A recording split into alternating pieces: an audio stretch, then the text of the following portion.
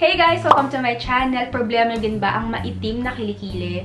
Ako, bukod sa acne breakout na meron na naman ako ngayon, problema ko din talaga yung dark underarms. Kapag nag-film nga ako ng video, sinisigurado ko na merong manggas yung suot ko para kung sakaling maitaas ko yung kamay ko, hindi mahalata na maitim yung kilikili ko. Kaya naman naganap ako ng murang solusyon lang para sa dark underarms na meron pang chicken skin. Ito guys, ginamit ko talaga for 7 days. Gusto ko sanang gamitin siya for 2 weeks or at least isang buwan para talagang pag pinakita ko yung kilikili ko, talagang exage yung pagka before and after. Pero ito, hindi na ako nakapaghintay kasi nagulat ako after 7 days lang guys. Ito na yung effect niya. Dito guys, sobrang nakaka-impress kasi 7 days lang. Ito na yung itsura niya. Tapos ang napansin ko pa, 'di ba, 1 week ko tong ginamit. Hindi ako nag-shave. Ang napansin ko yung balahibo, hindi siya tumubo. Meron man sobrang konti tapos sobrang nipis. Dati kasi 3 days pa lang kailangan ko na mag-shave agad. Eh yung pag-shave, nakaka-cause din yun ng pag-itim ng kilikili tsaka pag-chicken skin.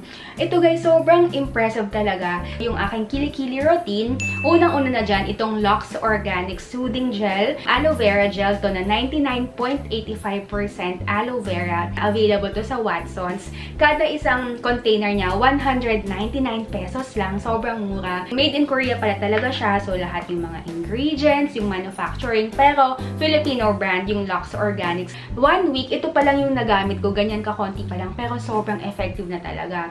So, ito, ang maganda dito, guys. Sobrang ang bango niya.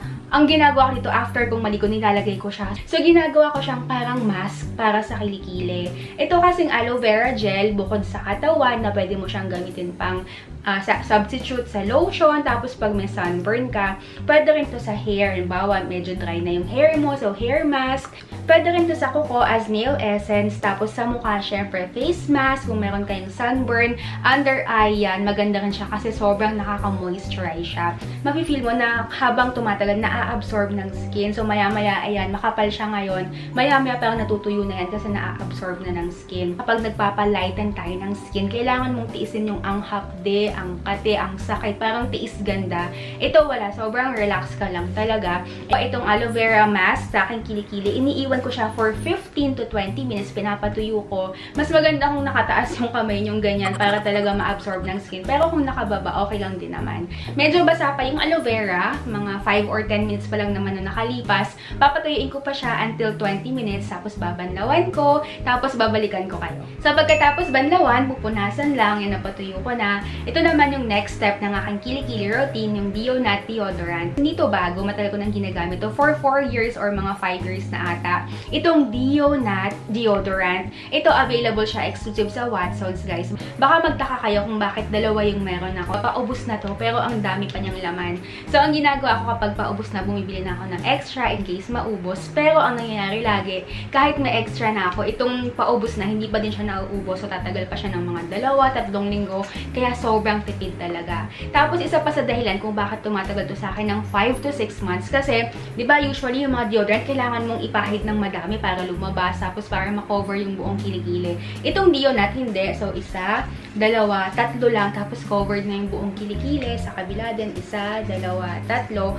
Ayan, okay na. Kada isa niya, 139 pesos. Pero ang maganda guys, sobrang tagal nito. Ito, no joke talaga.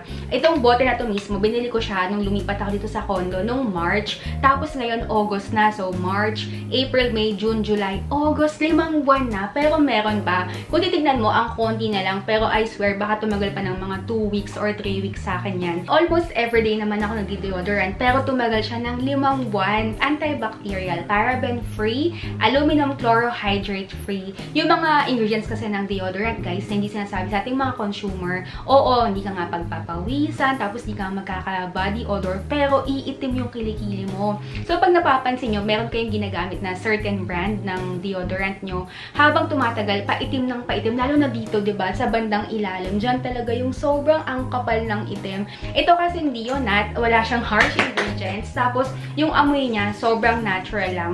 Pinaka-ayoko sa deodorant, yung pag inamoy mo, either amoy lalaki ka, or amoy sobrang tapang na pabango. Ito, para ka lang amoy bagong ligo. Ito, for 4 years, ito talaga yung ginagamit ko. Gusto ko talaga yung walang walang scent.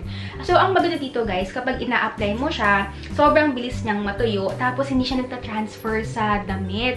I really recommend this Deonat deodorant guys. Kung ayaw niyo ng mga deodorant na may amoy, nakaka-dark, merong mga harsh ingredients, ito guys, magugustuhan niyo siya. So, yan, diba? 2-step kilikili routine lang, pero sobrang effective na. Gusto ko pa nga sanang patagalin ng 2 weeks or isang buwan para talagang exag yung before and after. Pero na-excite lang ako kasi 7 days pa lang, tapos sobrang effective na. Ang maganda pa dyan, mura, tapos available sa Philippines. So, again, itong Lux Organics na soothing gel, 199 pesos. Tapos ito namang Deonat deodorant, 139 pesos. So, kapag kinompute mo, 338 pesos lang yan. Tapos tatagal na siya. Pero kung meron man siyang downside, itong soothing gel, ang di ko lang nagustuhan, wala siyang yung pang scoop.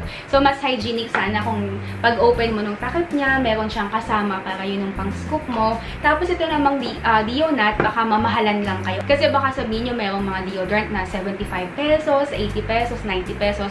Ito, 139 na 7 days pa lang. Ang laki na nung difference. So, ito tutuloy-tuloy ko lang siya hanggang sa talagang sobrang bonggang kinis na yung kilikili ko. So, I hope you guys enjoyed my kilikili routine. Kung meron kayong tanong, comment lang kayo. Tapos, kung gusto nyong itry itong soothing gel ng Lux Organics or itong Deonat, check out nyo yung Watsons or sa mga online, lalagay ko yung description box. Andyan yung link para makapag-online shopping kayo. Tapos, kung first time mo lang akong napanood sa video na to, please subscribe to my channel and follow me on Instagram and Facebook. Search mo lang at Real Asian Beauty. So, see you next time. Bye-bye!